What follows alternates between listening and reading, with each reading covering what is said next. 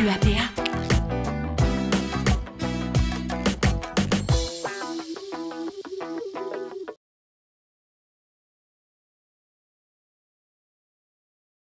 Bonjour.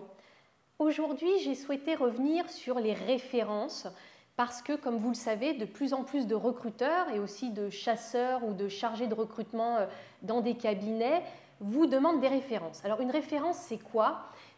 Ou c'est qui plutôt? Eh bien, finalement, c'est un ancien collègue ou un ancien patron ou un ancien client qui va être contacté de votre part pour parler de vous, donner vos faiblesses, vos qualités. Et souvent, c'est très important parce que ça permet aux recruteurs d'avoir une première indication sur la personne que vous êtes, vos réelles compétences, vos réels résultats, ou peut-être de conforter aussi un point ou une question qu'il a sur vous. Donc, mettre des compétences sur un CV, c'est un point extrêmement fort, en particulier pour des positions de cadre ou de cadre dirigeant. Et là, ça constitue un gage de sérieux et ça donne un signe de confiance pour le recruteur que vous rencontrez ou pour le chasseur de tête. Alors en fait, les compétences aujourd'hui sont de plus en plus demandées et pas seulement, gardez-le en tête, pour des postes de cadre, mais aussi pour des postes de technicien ou de non-cadre, parce qu'un recrutement, ça coûte cher et donc le recruteur va contrôler ses impressions, va contrôler vos qualifications, va contrôler vos diplômes en parlant avec les personnes avec qui vous avez travaillé ou collaboré précédemment. Alors, la référence peut être utilisée à des moments très divers selon les sociétés.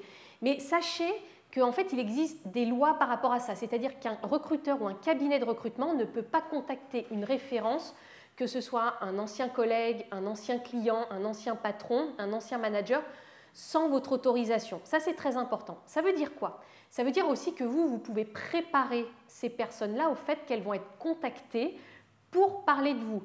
Et donc, bien sûr, elles vont être mieux préparées si vous les informez en amont. Ça, c'est vraiment très important à garder en tête.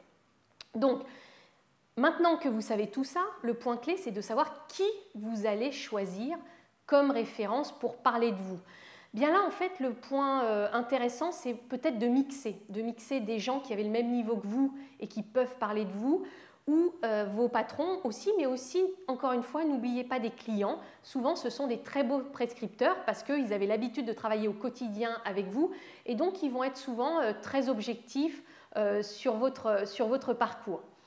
Bien évidemment, quand vous indiquez des références sur un CV, mettez le nom clairement, les coordonnées, soit par mail, soit par téléphone, et aussi indiquer la position de la personne que vous donnez au moment où vous étiez en contact avec elle, et puis peut-être aussi aujourd'hui le poste qu'elle occupe, parce que si c'est une référence que vous avez connue il y a 2-3 ans, elle a pu changer d'entreprise entre-temps. Ça, c'est un point aussi très important, parce que l'entretien de référence va durer en général une trentaine de minutes. Donc le recruteur ou le chargé de recrutement ou le chasseur de tête va y passer beaucoup de temps. Donc plus vous serez précis, plus la personne qui va être appelée sera informative et l'entretien sera comment dire, intéressant pour les deux, et plus la référence va être prise en compte et va être intéressante pour votre recrutement. Alors, rappelez-vous quand même que les recruteurs et les cabinets préfèrent quand même parler en priorité à vos anciens managers parce que c'est eux qui vont donner des informations sur votre comportement et vos résultats. Donc, en conclusion, la prise de référence aujourd'hui est de plus en plus pratiquée pour tous les postes. Si vous la mettez sur votre CV, ça veut dire que vous l'avez bien préparé et que vous savez que c'est une pratique courante. C'est un point intéressant pour les recruteurs parce que vous allez leur faciliter la vie, et n'oubliez pas de bien prévenir ces contacts-là pour qu'ils ne soient pas surpris et prêts. À très bientôt. QAPA. Et voilà le travail.